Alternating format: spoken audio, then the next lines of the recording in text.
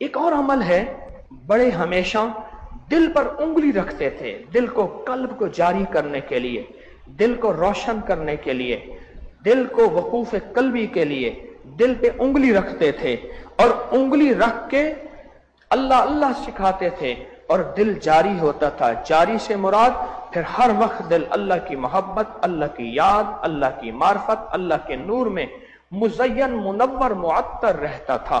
آئیں دل پہ شہادت کی انگلی رکھیں اور پہلا کلمہ طیب لا الہ الا اللہ محمد الرسول اللہ یہ 11 دفعہ پڑھیں۔ آپ بھی پڑھیں، میں بھی پڑھتا ہوں دل ہی دل میں۔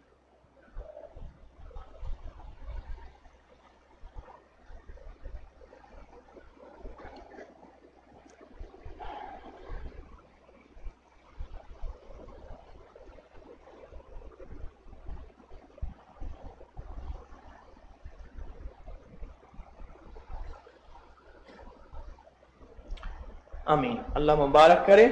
اور اس عمل سے سینہ وسوسوں سے پاک، کینے سے پاک، بیماریوں سے پاک، مشکلات سے پاک، بیماریوں سے، وسوسوں سے، کینہ بغض سے پاک ہو جاتا ہے اور دل منور ہو جاتا ہے۔